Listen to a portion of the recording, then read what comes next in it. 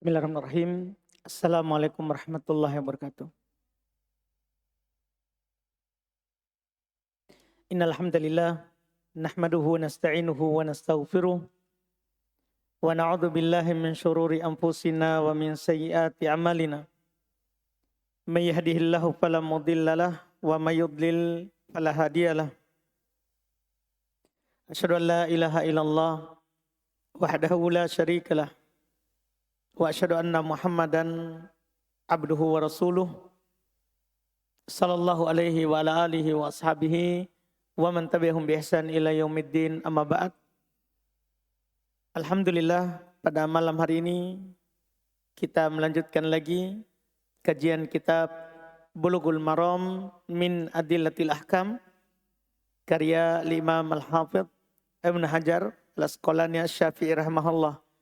Malam hari ini majelis ke-25 di kitab ini kita masih di pembahasan babu qada'il hajah, bab terkait dengan adab buang hajat.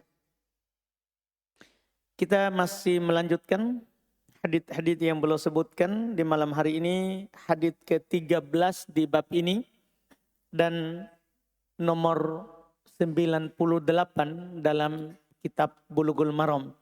Tapi kalau dihitung dari bab buang hajat di hadits ke-13. Qala al-Imam Al-Hafidh Ibn Hajar rahimahullah wa an Aisyah radhiyallahu anha qalat anna an-nabiyya sallallahu alaihi wa alihi wasallam qala man atal ghaita falyastatir. Rawahu Abu Daud. Kata beliau rahimahullah, dan dari Aisyah radhiyallahu anha beliau berkata bahwa Nabi sallallahu alaihi wasallam bersabda, man atal ghaib, siapa yang mendatangi ghaib. Iya, ghaib itu sebenarnya secara bahasa al-makan al-munkhafid minal ard, tempat yang rendah dari bumi, cuman dijadikan sebagai majas untuk air besar. Jadi ada secara hakikat dan ada secara majas. Secara hakikat kalau kita buka kamus makna ghaib, dia adalah al-makan al-munkhafid, tempat yang rendah. Setelah itu karena kebiasaan orang dulu buang hajat di tempat yang rendah supaya tersembunyi, tidak dilihat, karena rata-rata orang buang hajat itu tidak naik ke puncak baru dia duduk di atas.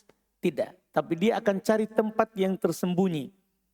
Maka digunakanlah kata ghaib untuk air besar. Untuk air besar. Iya. Jadi kata Nabi sekarang, man atal ghaib, ini lisan syar'i. Siapa mendatangi ghaib, tempat buang air. Dan sekarang langsung diartikan, barang siapa yang hendak buang air. Karena sudah seperti itu penggunaannya. Fal yastatir, maka hendaklah dia yastatir, membuat penutup. Membuat penutup. Riwayat Imam Abu Daud. Sumber hadits ini riwayat Imam Abu Daud nomor 35. Dan yang benarnya bukan dari Aisyah, tapi dari Abu Hurairah. Saya cek kembali di dalam Sunan Abu Daud, kita buka Sunan Abu Daud di masih awal nomor 35. Hadits ini bukan dari Aisyah, tapi dari Abu Hurairah. Oleh karena itu kata para ulama, ini adalah waham min Ibnu Hajar. Ini adalah kesalahan dari Al-Hafidh Ibnu Hajar dalam menyandarkannya. Menyandarkannya betul riwayat Abu Daud, cuman beliau salah dalam menyebutkan sahabatnya. Dalam menyebutkan sahabatnya. Jadi riwayat Imam Abu Daud yang benarnya bukan dari Aisyah, tapi dari Abu Hurairah. Derajat hadits dhaif. Iya. Dalam sanadnya terdapat Al-Husain dan Ziyad Abu Sa'id. Keduanya majhul, tidak dikenal. Itulah sebab dhaifnya. Dan kalau seandainya sahih, kita akan selalu bawa penutup. Ini kan mempersusah. Kita buang air di tempat umum, maka kalau sahih ini selalu kita bawa seter, bawa penutup yang akan menutupi kita. Ya, enggak harus itu, karena nanti dhaif haditsnya. Fikih hadits, para ahli fikih berkata, disunahkan ketika buang hajat di tempat tertutup. Itu sebenarnya intinya yang mau disampaikan. Kalau kita buang air, apalagi itu adalah air besar, itu disunahkan di tempat tertutup. Di tempat tertutup. Dan ini termasuk adab dalam buang hajat.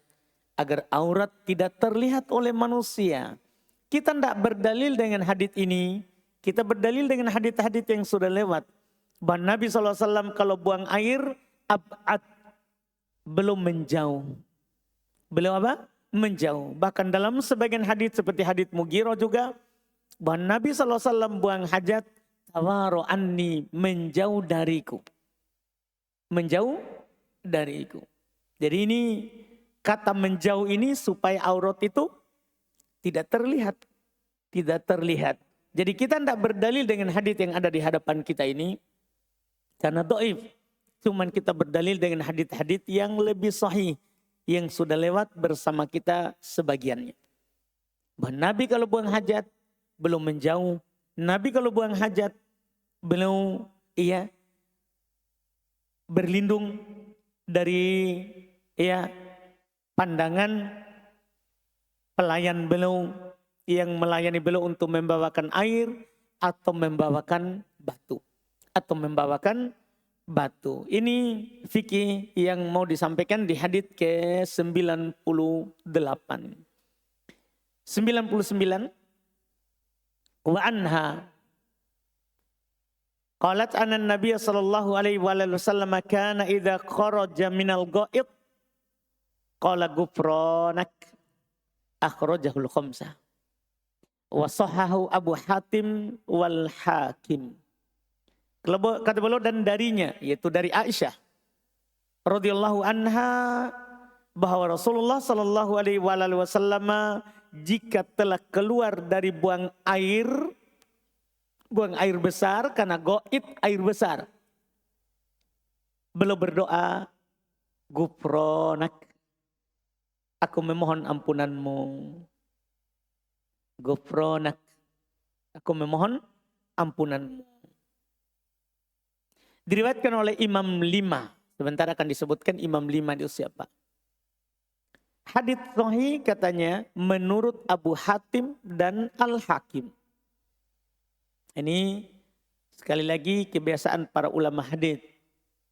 Walaupun Al-Hafidz Ibnu Hajar beliau adalah mujtahid dalam ilmu hadits, artinya bisa saja menghukumi sendiri ini sahih atau tidak, tapi belum menukil ulama sebelumnya.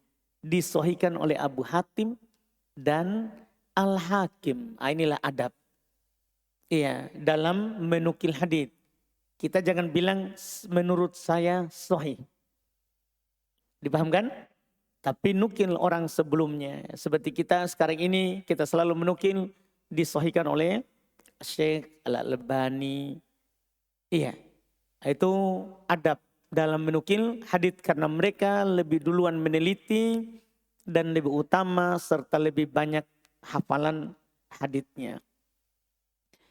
Jadi kata beliau sumber hadits ini diriwayatkan oleh Imam 5 tadi, yaitu Imam Ahmad dalam Musnad Imam Ahmad jilid 6 155, Abu Daud nomor 30, At-Tirmidzi nomor 7, An-Nasai di Sunan Al-Kubra ya, Sunan Nasai jilid 6 24, ada Ibnu Majah di nomor 300. derajat hadits. Hadits ini hasan. Disahihkan oleh banyak dari ulama hadits seperti Abu Hatim, Al-Hakim, Ibn Hibban, Ibn Khuzaimah, Ibn Hajar sendiri sahihkan, Al-Imam An-Nawawi dan Al-Albani rahimahumullahu ta'ala. Hadits sahih bisa dikatakan ini adalah yang paling sahih terkait dengan doa keluar WC. Doa keluar WC. Tidak ada yang lebih sahih daripada yang ini. Iya, daripada yang ini. Dari hadits keluar WC. Fikih hadits, sepakat para ulama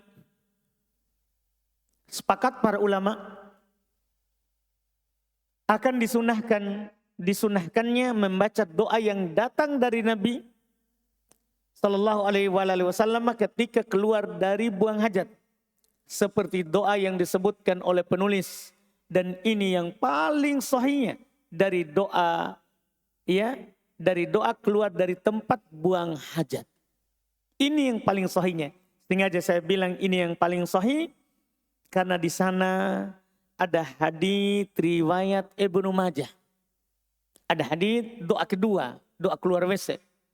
Hadits riwayat Ibnu Majah. Dari Anas bin Malik radhiyallahu taala anhu. Beliau berkata, kana Nabi sallallahu alaihi wasallam idza kharaja minal khala. Adalah Nabi sallallahu alaihi wasallam kalau keluar dari tempat buang air, dari WC atau semisalnya, dari tempat buang air, qala, maka Nabi berdoa, alhamdulillahilladzi adhaba annil adha wa afani. Alhamdulillahilladzi adhaba annil adha wa afani. Segala puji bagi Allah yang menghilangkan dariku kotoran dan menyehatkan saya. Karena air kecil, air besar itu penyakit. Kalau ditahan akan menjadi doror bagi badan. Cuman hadits ini adalah hadits yang dhaif. Syekh Al-Albani rahimahullahu ta'ala dhaifkan. Jadi makanya yang paling sahih riwayat Imam 5 tadi. Gufronak, dan itu juga paling pendek. Keluar buang air, kita baca gufronak. Itu yang paling sahihnya. Itu yang paling sahihnya apa yang disebutkan tadi. Dan ini disepakati oleh para ulama, tidak ada silang pendapat. Tidak ada silang pendapat. Kemudian hadits nomor 100. Kata beliau, wa ani bin Mas'udin radhiyallahu ta'ala anhu. Qala atan nabiyyu sallallahu alaihi wasallam al-ghaita. Fa amarani an atiyahu bi thalathati ahjar. Dimulai di pembahasan istinja ya. Fawajadtu hajaraini walam ajid thalithan. Fa ataituhu bi rawthah. Fa aqadahuma wa alqarrawthah. Wa qala hadha rikstun. Akhrajahul Bukhari. Wa zada Ahmad wa Daruqutni. I'tini bi ghairiha. Kata beliau dari Ibnu Mas'ud radhiyallahu taala anhu berkata, Nabi sallallahu alaihi wasallam hendak buang air besar. Ya, hendak buang air besar.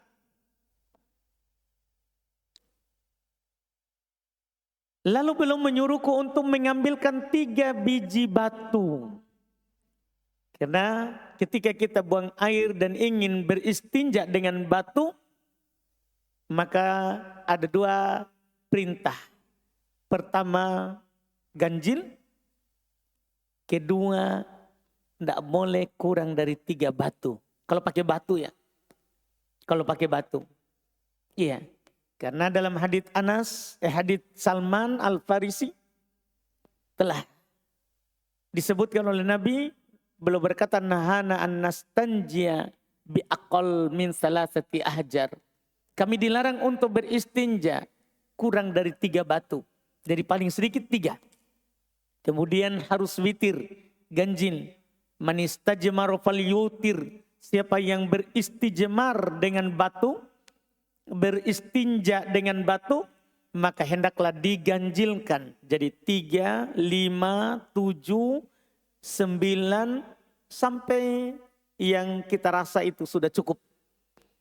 Makanya di sini Nabi menyuruhnya untuk mengambil 3 biji batu.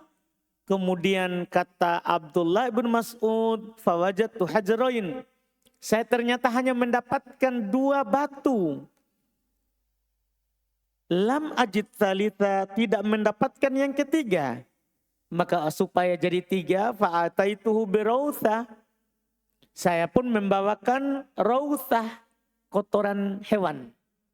Kotoran binatang yang sudah kering dan tentunya membatu. Tentunya membatu.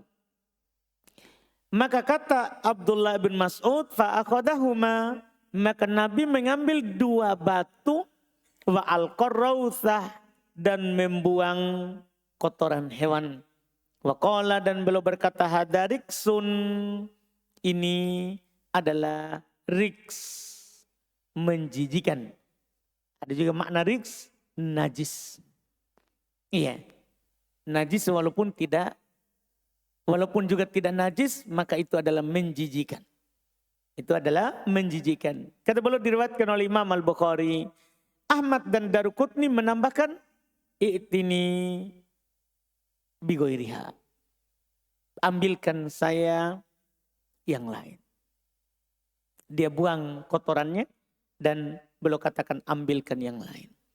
Hadits ini riwayat Imam Al-Bukhari ya, di nomor 156. Imam Ahmad, tadi kan ada riwayat Zada Ahmad, ditambah oleh Imam Ahmad. Di Sunan Musnad Imam Ahmad, jilid 1450. Dan Ad-Daruqutni di jilid 155. Derajat hadits riwayat Imam Al-Bukhari tentunya sahih. Dan tambahan dalam riwayat Imam Ahmad dan Ad-Daruqutni dhaif. Jadi ini tambahan ini. Yang riwayat Imam Ahmad, i'tini bigoiriha, datangkan kepadaku yang lain. Buang kotoran dan beliau perintah setelahnya. Riwayat Imam Ahmad ini dhaif karena terputus sanadnya. Maksudnya siapa itu? Yaitu Abu Ishaq As-Sabi'i. Dalam sanad hadits itu ada Abu Ishaq As-Sabi'i menukil dari Alqamah ibn Qais. Nah, Abu Ishaq As-Sabi'i tidak mendengar dari Alqamah Ibn Qais sebagaimana dikatakan oleh Abu Zur'ah dan Abu Hatim. Jadi dia menukil dari gurunya, tapi gurunya ini ternyata tidak pernah ketemu dengannya. Sehingga hadits ini adalah hadits yang mengkotik, hadits yang terputus sehingga dhaif. Sebab dhaif hadits adalah karena sanadnya terputus. Iya. Biografi Ibnu Mas'ud. Karena baru kita jumpai ini Ibnu Mas'ud. Beliau adalah Abdullah Ibnu Mas'ud Abu Abdurrahman. Abu Abdurrahman kunyah dari Ibnu Mas'ud. Dan yang memberikan kunyah ini Nabi. Karena beliau adalah termasuk ya, orang dekat dengan Nabi. Yang memanggilnya dengan Abu Abdurrahman adalah Nabi SAW. Dari sinilah sunnah kita berkunyah. Karena Nabi berkunyah dan beliau juga beri kunyah kepada sahabatnya. Beliau beri kunyah kepada sahabatnya. Iya. Bahkan sebelum beliau punya anak, Ibnu Mas'ud sendiri yang menceritakannya. Saya diberi kunyah Abu Abdurrahman oleh Nabi sebelum saya punya anak yang bernama Abdurrahman. Jadi boleh berkunyah walaupun kita belum punya anak. Walaupun kita belum punya anak yang bernama dengan nama itu. Al-Hudali, beliau termasuk yang awal masuk Islam. Ini Abdullah bin Mas'ud termasuk awal yang masuk Islam dari kalangan anak muda. Dari kalangan anak muda. Iya, karena beliau memiliki sifat yang bagus. Ada kisahnya ini belum, tapi saya tidak sebutkan supaya tidak terlalu panjang dalam biografinya. Cuman dalam sejarah ada kisahnya Abdullah bin Mas'ud. Abu Bakar dan Rasulullah pernah jalan di daerah Makkah, di lembah dan pegunungan. Ketemulah dengan Abdullah bin Mas'ud sedang bekerja mengembalakan kambing. Kambingnya orang. Maka Abu Bakar dan Rasulullah meminta kepadanya, kamu punya kambingmu ada yang punya air susu enggak? Dia bilang, saya tidak bisa kasih. Kan ini amanah, saya cuman pekerja. Iya. Maka Rasulullah mengatakan kepadanya, kalau begitu ambilkan saja kambing yang masih muda, yang belum punya air susu. Supaya kamu tetap menjaga amanah kepada Tuanmu. Kepada Tuanmu terkait dengan kambing yang ada air susunya. Maka dibawakan kambing muda dan Rasulullah menyentuh tempat keluar air susunya itu dan ada air susunya. Sehingga beliau tidak melanggar amanahnya. Karena sifat baiknya itu Rasulullah memujinya. Setelah itu Rasulullah pergi dan dia mendatangi Rasulullah setelahnya dan masuk Islam. Ini termasuk anak muda yang awal-awal masuk Islam di Mekah. Setelah itu belum menjadi sahabat dan pelayan Nabi SAW. Belum menjadi pelayan Nabi SAW. Iya. Serta mengambil dan menghafal langsung dari mulut Rasulullah Sallallahu Alaihi Wasallam 70 surat dalam Al-Quran. 70 surat dalam Al-Quran. Ini keutamaan Abdullah bin Mas'ud dan dia punya keutamaan-keutamaan yang lain juga. Belum punya keutamaan-keutamaan yang lain juga terkait dengan pengambilan langsung ini. Jadi ada 70 surat dari 114 surat itu yang langsung diambilnya dari mulut Rasulullah Sallallahu Alaihi Wasallam. Oleh karena itu dalam sebagian riwayat Nabi SAW katakan, siapa yang mau membaca Quran seperti diturunkan. Siapa yang mau membaca Al-Quran seperti diturunkan. Karena Abdullah bin Mas'ud langsung mengambilnya dari mulut Rasulullah. Bagaimana mengucapkannya. Dan bagaimana melafatkannya. Maka Rasulullah mengatakan siapa yang mau ambil Quran seperti diturunkan. Maka hendaklah dia membaca kepada Abdi anaknya seorang ibu. Karena Abdullah bin Mas'ud terkenal dengan ibunya. Lakopnya itu. Itu adalah lakopnya. Ini tentang seorang anak muda ini. Iya, kemudian beliau wafat di Madinah pada tahun 32 Hijriah. Pada umur 60 tahun. Di umur 60 tahun, yaitu 22 tahun setelah meninggalnya Rasulullah. 22 tahun setelah meninggalnya Rasulullah. Fikih hadits belum. Kita lanjutkan lagi hadits berikutnya. Karena sama kandungannya. Di hadits 101 kata beliau, wa an Abi Hurairah radhiyallahu taala anhu qala anna Rasulullah sallallahu alaihi wasallam naha an yustanja bi'admin aw rawthin wa qala innahuma la yutahhiran. Ini penjelasan sebab rawahu Daruqutni wa sahhaha.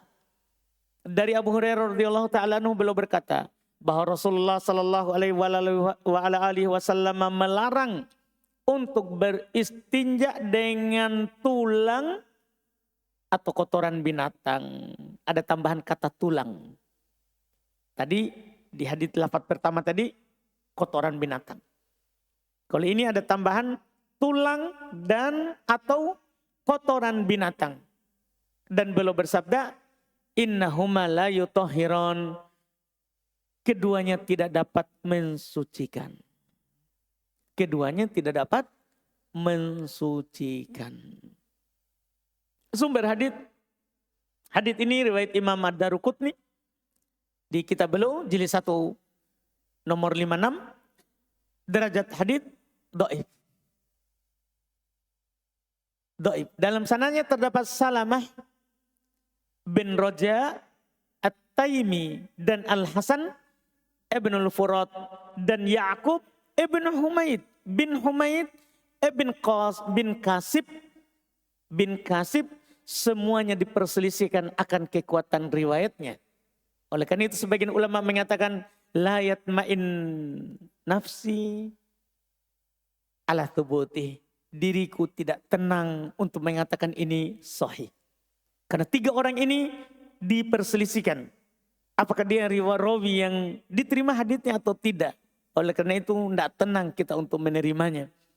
Dan hadits ini dimasukkan oleh Ibnu Adi dalam kitab Al-Kamil, Kamil Ad-Du'afa. Iya, penyebutan hadits-hadits yang dhaif. Hadits-hadits yang dhaif. Hadits ini telah didhaifkan oleh Ibnu Adi. Fikih hadits.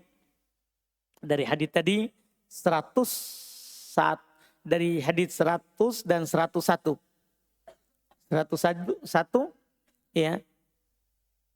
Ada tadi hadits Ibnu Mas'ud, riwayat Imam Bukhari, sudah dikatakan tadi dalam riwayat Bukhari kan datangkan 3 batu dan belum membawakan 1 kotoran hewan.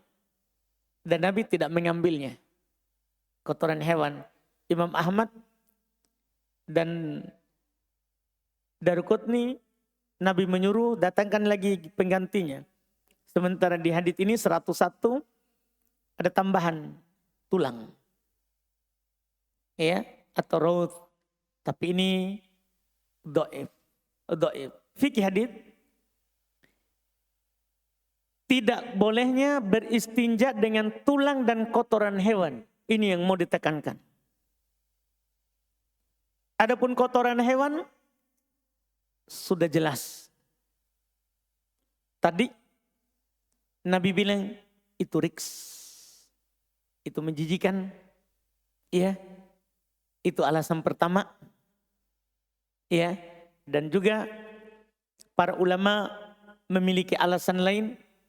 Karena kotoran hewan itu mereka katakan ghair mutamasikah.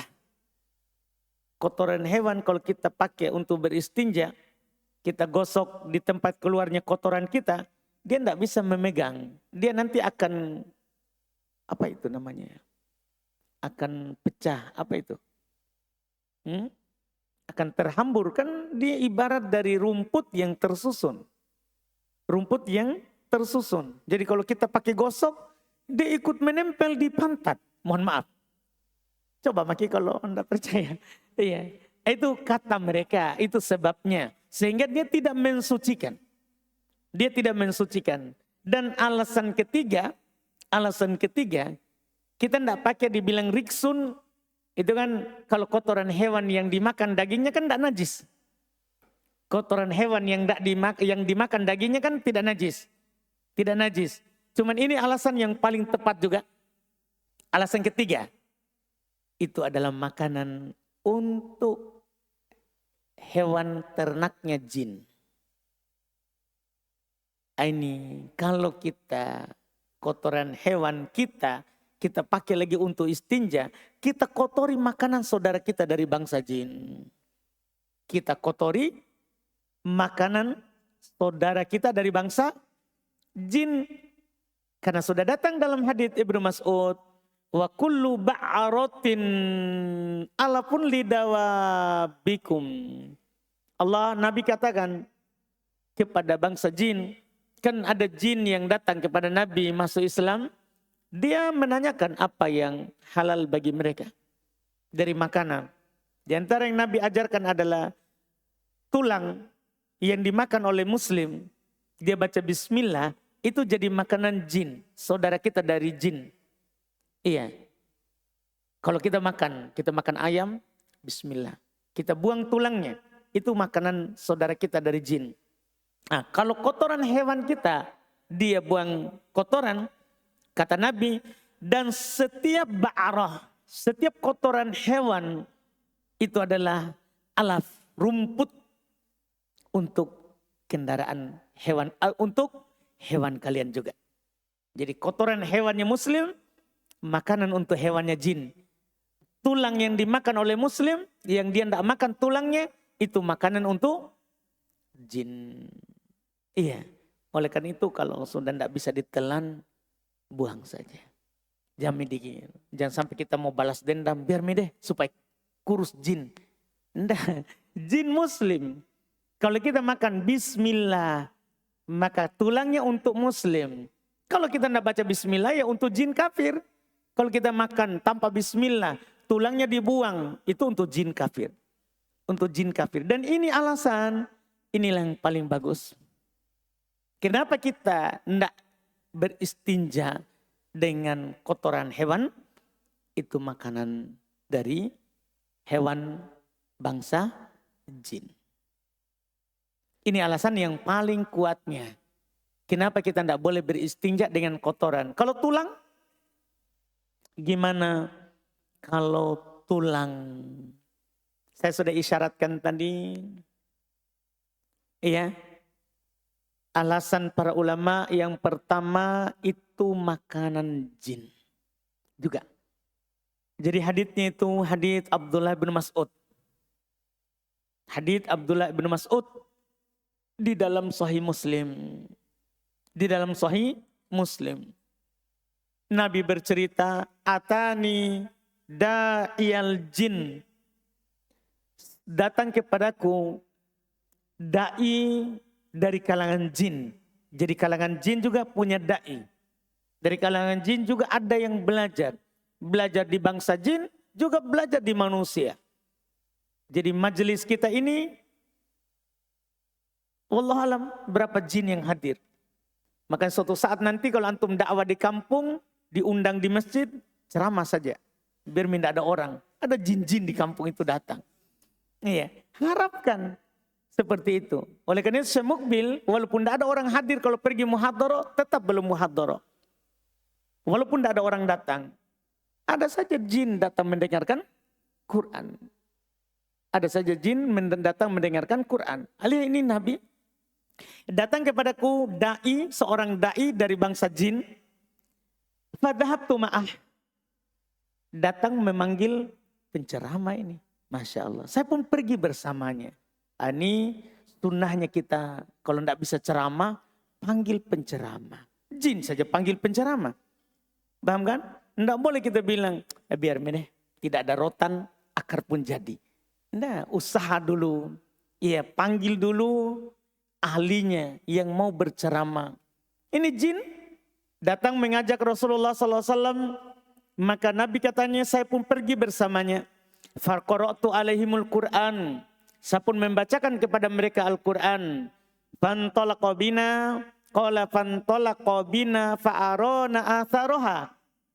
Kemudian Nabi mengajak kami pergi ke sana. Tadi sudah selesai. Jadi sudah selesai, belum pulang. Maka beliau ingin mengajak sahabat bahwa ada itu bangsa jin, saya ceramah kepadanya. Maka Rasulullah mengajak sahabat.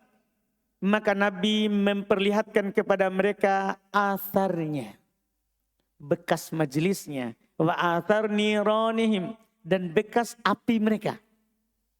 Ketika mereka mendengarkan ceramah Nabi. Wa sa'aluhu anizad. Wa sa'aluhu zada. Ini menjadi poin kita. Bangsa jin tadi yang mendengarkan ceramah. Menanyakan kepada Nabi SAW, apa bekal kami yang boleh kami makan sebagai jin muslim? Sebagai jin muslim. Faqala kata Nabi, lakum kullu admin duki rasmullahi alaihi. Hadits riwayat Muslim. Halal untuk kalian setiap tulang yang disebutkan nama Allah padanya. Kita sembelih, sebut nama Allah. Ada tulang yang kita buang untuk jin. Jin saudara kita, muslim. Kita makan, kita baca bismillah, kita buang makanan jin saudara kita. Iya, makanya sangat pelit bersedekah orang yang makan tidak baca bismillah. Sangat pelit bersedekah. Karena kita buang tulang, dimakan oleh jin. Bersedekah kita sama teman kita. Wasa'aluhu, jadi istilahnya itu. Jadi kata Nabi, halal untuk kalian setiap tulang yang disebut nama Allah padanya. Yaqa'u fi aidikum au farma yakunu lahma. Masya Allah, rahasianya itu tulang. Jangan sampai nanti kita, sisa-sisakan saya sedikit daging untuk saudaramu dari jin. Tidak perlu disisakan. Makan saja sampai licin. Karena kata Nabi akan muncul di tangan kalian tulang yang penuh. Jadi walaupun bersih, kalau kita baca bismillah, kita sudah habiskan dagingnya, di jin akan penuh dengan daging. Masya Allah. Istilahnya yang tadi, wa kullu ba'ratin alafun lidawabikum. Dan setiap kotoran hewan dari muslim itu makanan untuk hewan kalian. Makanan untuk hewan kalian. Setelah itu kata Nabi, fala tastanju bihima fa innahuma tu'amu ikhwanikum. Masya Allah. Seandainya Al-Hafidh, kita hanya bisa berandai. Seandainya Al-Hafidh Ibnu Hajar menyebutkan hadits ini, lebih bagus daripada tadi hadits yang diperselisihkan sanadnya. Ini kan muslim. Ini adalah hadits muslim. Kata Nabi, fala tastanju bihima. Jangan kalian beristinja dengan keduanya. Artinya jangan beristinja dengan tulang, jangan beristinja dengan kotoran hewan. Fa innahuma ta'amu ikhwanikum. Sesungguhnya itu adalah makanan saudara kalian. Kenal mukmin saudara. Mukmin itu saudara. Mukmin dari bangsa jin, saudaranya kita dari bangsa manusia. Makanya tidak ada jin muslim yang mengganggu muslim. Kalau ada orang kerasukan, dia mengaku, ini saya jin muslim, percayalah sama saya bisa mengobati ini itu. Atau mengatakan hal-hal yang di luar daripada kebiasaan. Ketahuilah itu yang mengaku pendusta. Kan Nabi sudah bilang, jin itu pendusta yang kafir. Tidak ada jin muslim mengganggu muslim, karena syariatnya sama. Nabinya sama dengan kita, Nabi Muhammad. Nabi Muhammad sallallahu alaihi wasallam. Ini hadis yang menjadi dasar yang saya bilang tadi. Ini faedah fikihnya. Tidak boleh beristinja dengan tulang dan kotoran hewan. Paham kan? Inilah hadits yang menjadi dasar. Riwayat Imam Muslim. Riwayat Imam Muslim. Alhamdulillah kita sudah bunyi. Kita adzan dulu. Kita cukupkan berarti. Insya Allah kita lanjut lagi di pertemuan akan datang di hadits berikutnya. Masya Allah.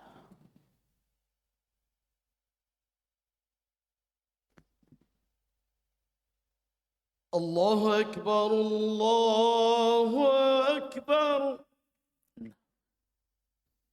Allah.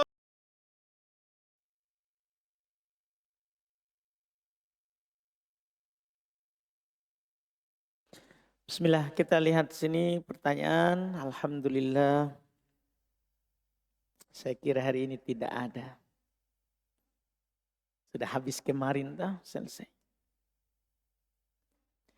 Assalamualaikum Ustaz. Waalaikumsalam. Bagaimana hukumnya kita memakan tulang hewan? Contohnya ayam. Tulang lunak yang mana tulangnya bisa dimakan. Alhamdulillah, mubah. Tidak ada larangan untuk memakan tulang. Ya. Kecuali yang memudaratkan kita. Itu yang tidak boleh. Kita gigit, patah gigitan. Jangan. Iya. Nanti juga kita makan telan di leher. Tidak bisa turun. Itu memudaratkan namanya. Tapi asalnya kalau tidak mudarat, mubah. Tulang mubah dimakan.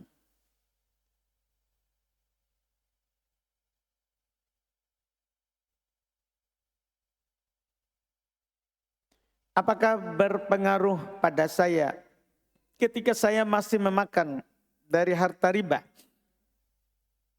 Karena terus terang Ustadz, hafalan dan semangat saya semakin menurun. Ya bisa saja berpengaruh, tapi tidak bisa kita pastikan. Itu kan perkara gaib. Itu kan perkara gaib. Apa yang berpengaruh dalam hafalan kita? Kita tidak tahu. Kita tidak tahu. Bisa saja maksiat, bisa saja makanan, bisa saja minuman. Ya, bisa saja adalah hal yang lain. Bisa saja hal yang lain. Ya, jelas kita berbaik sangka saja kepada Allah sambil kita bertobat kepada Allah atas hal tersebut. Atas hal tersebut. Iya, kita berdoa kepada Allah Subhanahu wa taala saja. Apakah boleh mengganti puasa Senin Kamis pada hari lain akibat berhalangan berpuasa pada salah satu hari tersebut? Dan apakah memenuhi undangan termasuk halangan Ustadz? Ya, kalau kita sedang berpuasa Senin Kamis dan kita dapat undangan, kita penuhi undangan. Dan tidak apa-apa kita berbuka, tidak berpuasa. Itu namanya udur syar'i, bukan halangan, namanya udur untuk tidak berpuasa. Dan tidak perlu kita kodok. Tidak perlu kita kodok di hari yang lain. Iya.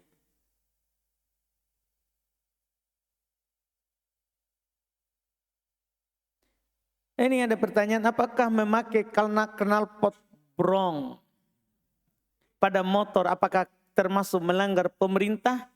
Tanya ke pemerintah, masa saya kita tanya? Tanya pemerintah, tanya Pak Polisi. Jadi kita lewat di sampingnya, Pak gimana ini? Tanya ke, masa hukum terkait dengan pemerintah saya ditanya? Saya di KTP mau balik Ustaz. Di KTP bukan polisi. Masih kita salah besar kita. Iya. Mau dikasih lihat KTP saya? Jangan nanti kita tahu umur saya. Alhamdulillah. Jelas saya Ustaz di KTP. Di KTP mau balik. Jadi jangan tidak boleh kita tanya tentang pelanggaran di jalan. Tanya kepada Pak Polisi. Yang mana lebih dahulu? Sholat taubat atau sholat wajib dahulu? Sholat taubat atau sholat wajib dahulu? Maksudnya pensyariatannya? Apa maksudnya ini? Pensyariatannya atau bagaimana? Kalau pensyariatannya tentunya sholat wajib. Karena kebanyakan sholat sunnah itu di Madinah. Disyariatkannya. Itu adalah ketentuan umumnya. Karena tidak ada disyariatkan sholat dalam masa kenabian kecuali setelah tahun ke-10. Setelah tahun ke-10 disyariatkanlah terjadi Isra Mi'raj. Disyariatkanlah sholat 5 waktu. Setelah itu Nabi sholat 5 waktu di Mekah 3 tahun. Dan Allah perintahkan berhijrah ke Madinah. Di Madinah lah terjadi banyak pensyariatan. Di tahun kedua disyariatkanlah puasa. Di tahun kedua Hijriah disyariatkanlah zakat. Disyariatkanlah Idul Fitri. Setelahnya lagi disyariatkanlah Idul Adha. Semua itu terjadi semua di Madinah. Tahiyat masjid, wudu, semua disyariatkan di Madinah. Iya, duha, itu semua di Madinah. Sekali lagi, semua di Madinah. Iya, itu sholat. Itu sholat sunnah. Kalau itu yang kita tanyakan terkait dengan pensyariatannya. Sholat apa saja yang bisa dijamak saat safar? Maghrib, Isya, Duhur, Asar. Itulah yang bisa dijamak. Itu jamak Maghrib dengan Isya, jamak Duhur dengan Asar. Tidak boleh jamak selain itu. Apakah jamak takdim atau jamak ta'akhir? Jamak ta'akhir.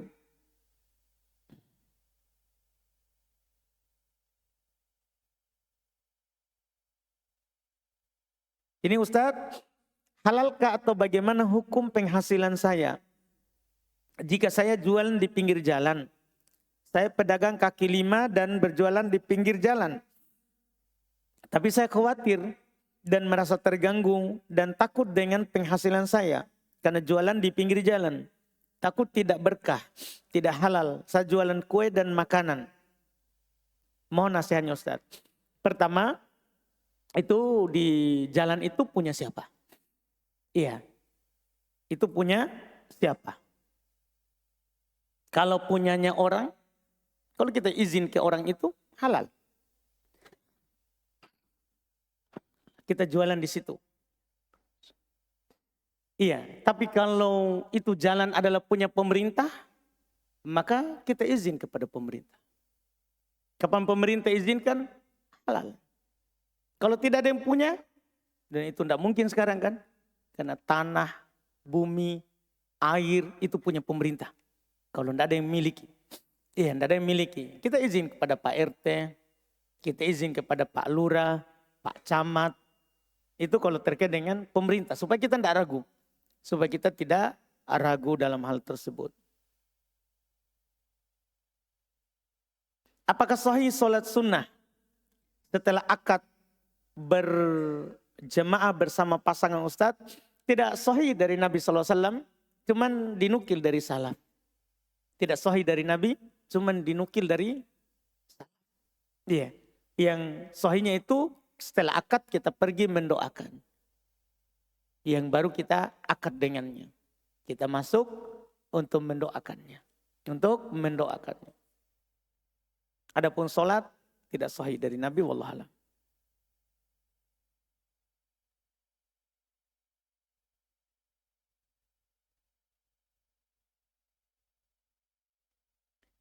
Apakah pantas Ustaz jika seorang suami menganggap istrinya sebagai beban? Curhat ini, Dik. Bagaimana menurut Ustadz soal ini? Ya, ada benar dan ada salahnya ya. Ada benar, ada salahnya. Kalau maksudnya adalah itu adalah beban dalam artian tanggung jawab yang dipikulkan kepadanya, betul. Betul. Istri adalah bebannya suami. Yaitu maksudnya tanggung jawabnya suami. Secara lahir dan batin. Iya, secara maknawi dan madian. Maknawian dan madian. Harta dan secara artinya madian, maknawi artinya tanggung jawab kebahagiaannya, susah senangnya, ilmunya. Iya, itu semua tanggung jawabnya. Itu beban baginya.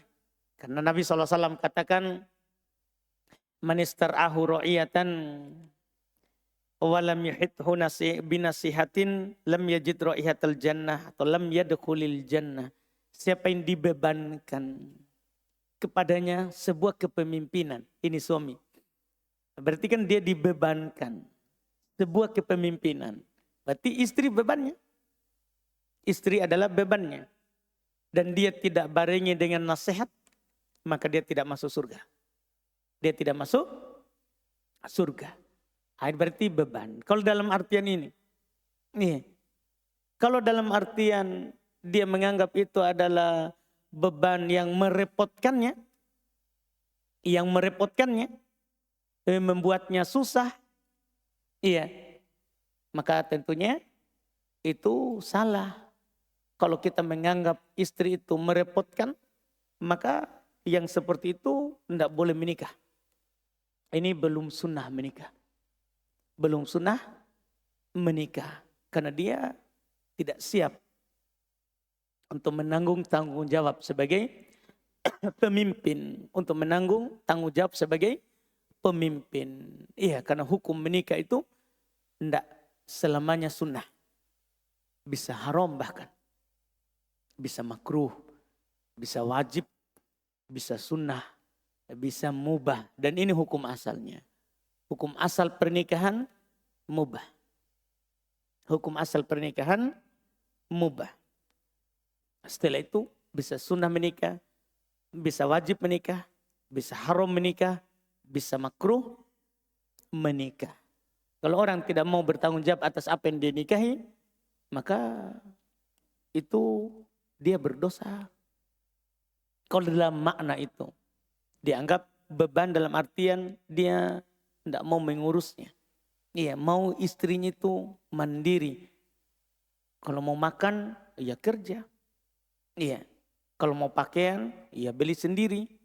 Kalau mau tempat tinggal, ya usaha sendiri. Dia anggap bahwa beban kamu kalau suruh saya cari, itu salah. Karena orang menikah wajib dia biayai istrinya, pakaiannya, ya, makanannya, tempat tinggalnya. Tempat tinggalnya. Iya, itu yang disebutkan.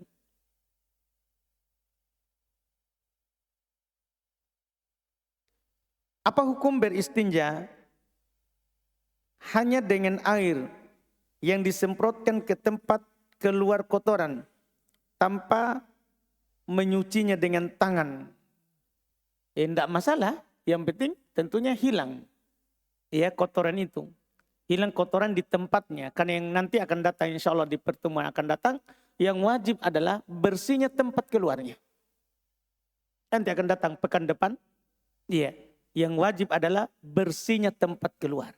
Artinya kalau sudah bersih berarti tidak wajib gosok. Tapi kalau tidak bersih kecuali dengan menggosoknya, tidak bersih kecuali dengan menggosoknya, wajib kita gosok.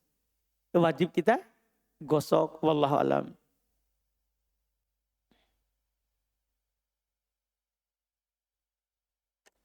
Nah ini tadi ya, jualan di pinggir jalan. Sudah digambarkan petanya.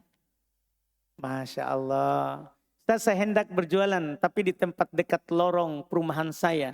Dan di samping rumah tetangga di pinggir jalan. Seperti gambar di bawah ini Ustadz.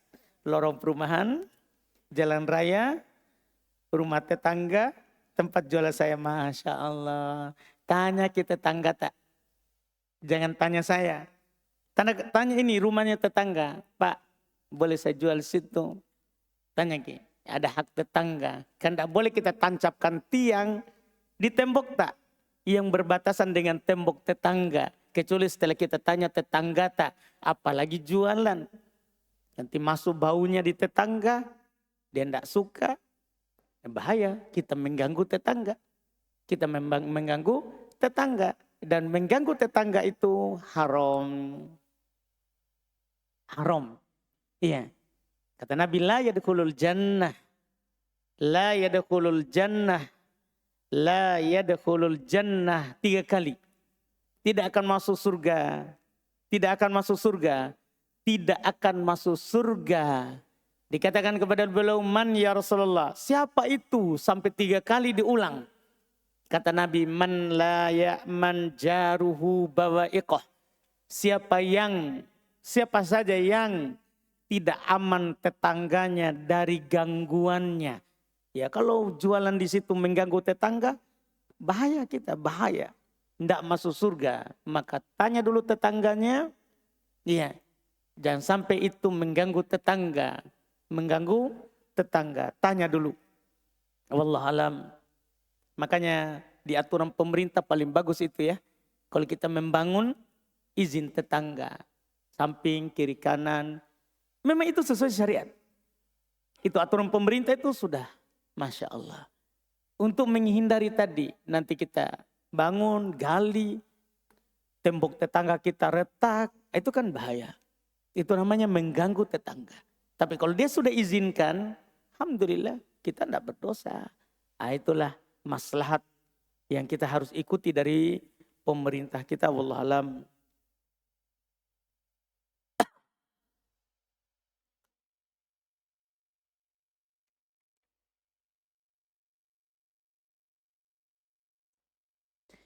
Apa doa yang disyariatkan untuk orang yang sudah wafat? Doa yang diajarkan oleh Nabi di doa-doa sholat jenazah itu.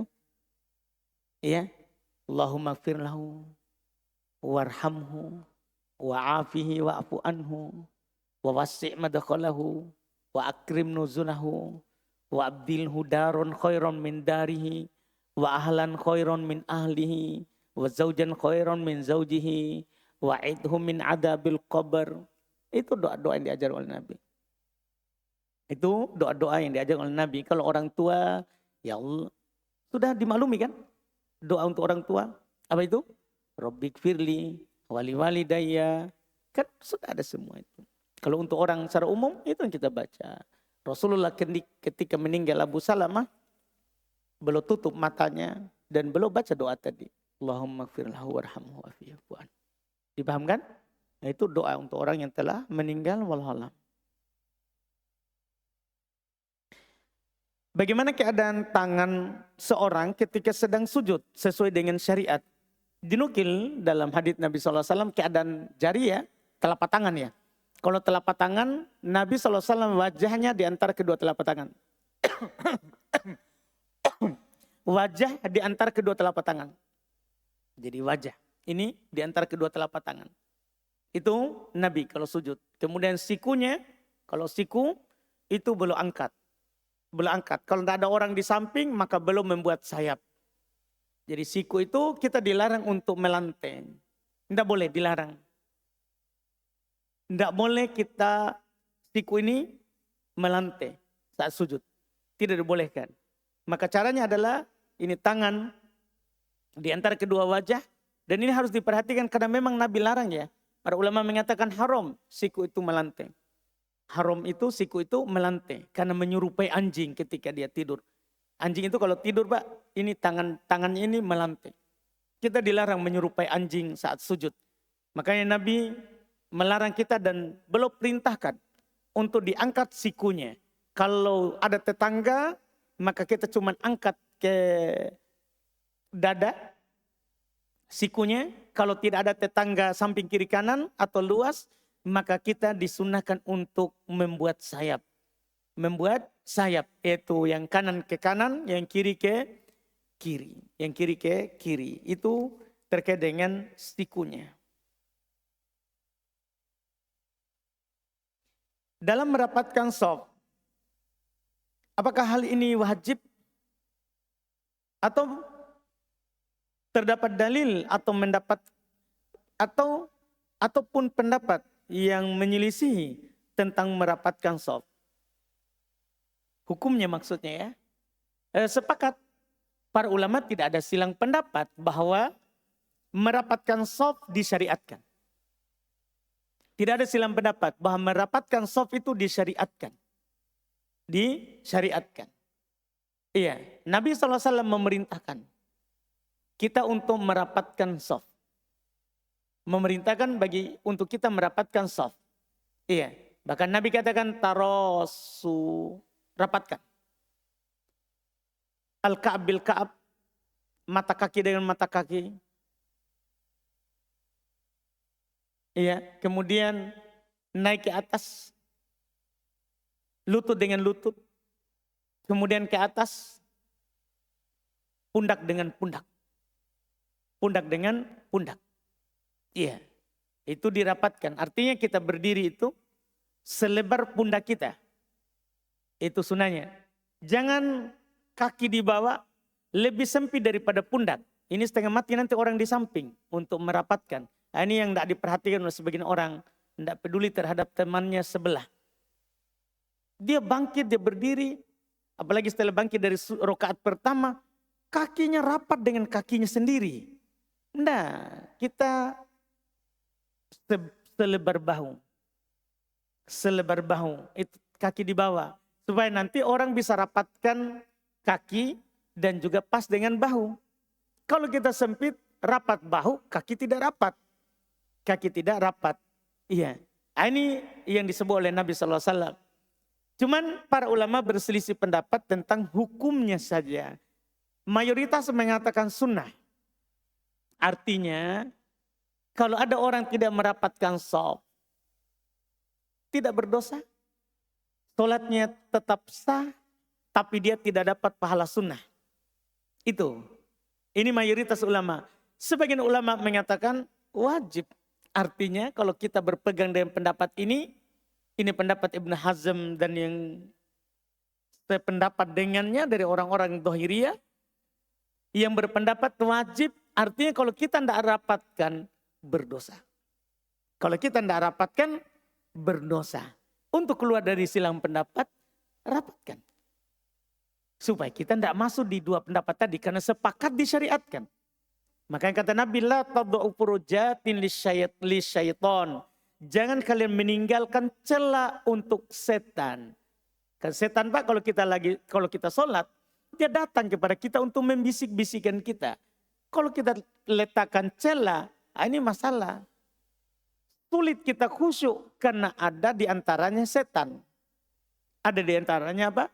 Setan. Ini harus kita perhatikan hal tersebut. Mau kita berpendapat sunnah atau kita berpendapat wajib, dapatkan.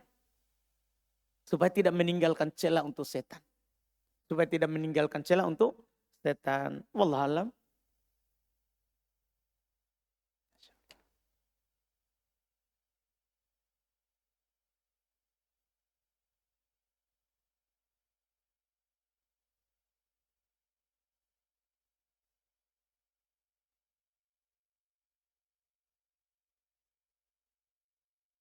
Ustadz, saya akhir-akhir ini banyak mendapatkan kenikmatan dunia. Masya Allah, Alhamdulillah, bagi-bagi dengan masjid.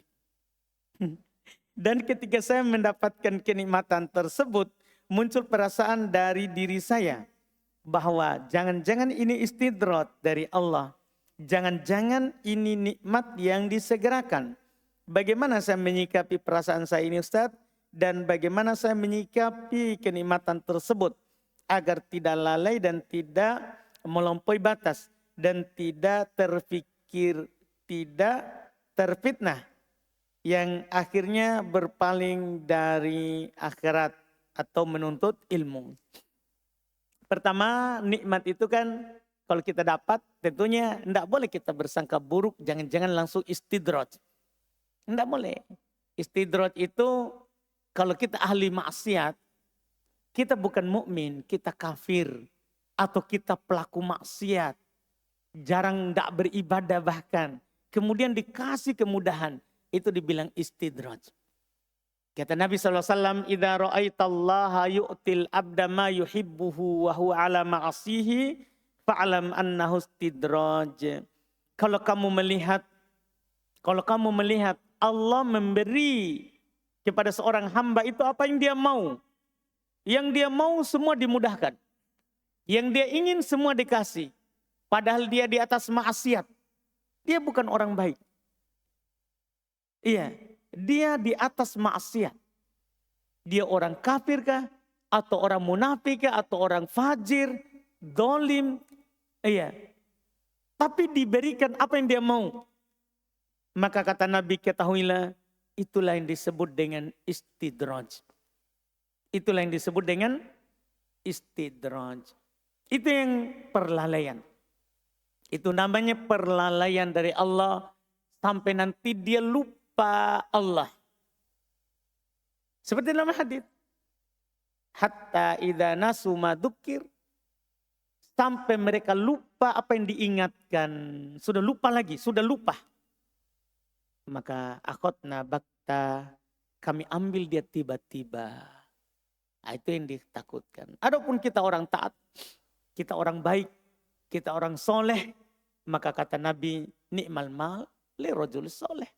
Sebaik-baik harta itu punyanya orang soleh. Punyanya orang soleh. Tinggal kita jangan lupakan. Iya, ada namanya hak miskin. Haknya miskin. Kan dalam hadits Ibnu Abbas, kata Nabi SAW, hal tunsuruna wa turzakuna illa bidu'afaikum.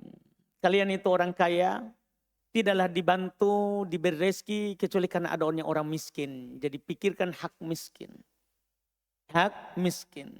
Iya, semakin banyak yang kita dapat, maka makin banyak hak miskin di situ. Dan disitulah nanti yang akan mendatangkan keberkahan. Kita mungkin pernah dengar yang diceritakan oleh Nabi SAW, kisah orang sebelum kita. Kisah orang sebelum kita.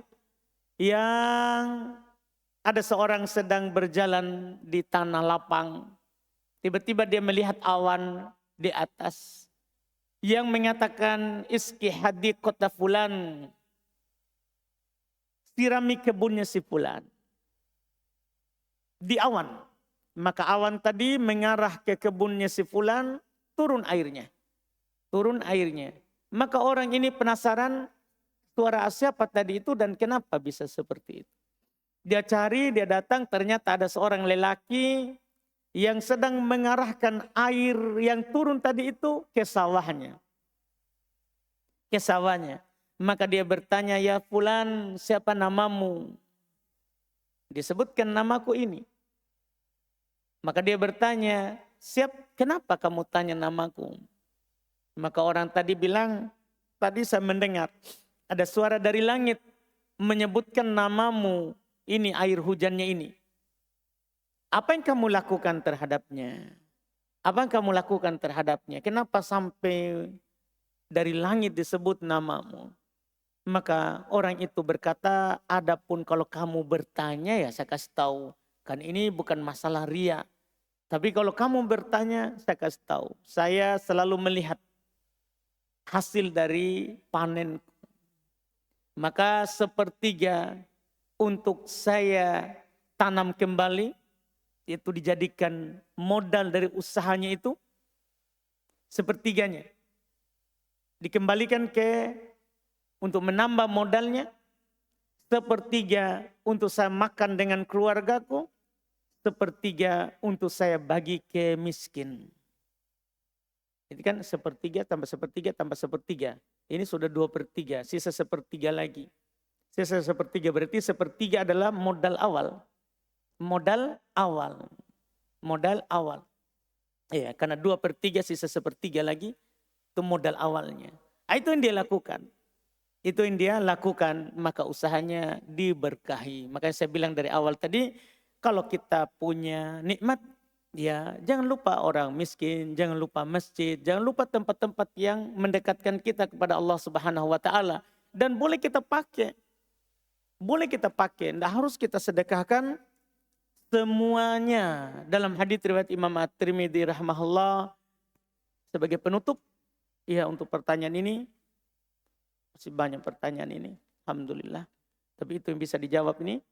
Ada hadits riwayat Imam At-Tirmidzi rahimahullahu taala dan yang lainnya terkait dengan nikmat. Kalau kita diberi nikmat ini, kalau kita diberi nikmat, kata Nabi, innallaha yuhibbu ayyara athara nikmatihi an'amahu ala abdi. Sesungguhnya Allah Subhanahu wa taala itu senang, Allah itu suka melihat bekas nikmatnya itu kepada hambanya. Ini hadis saya mendapatkan faedah baru-baru saja.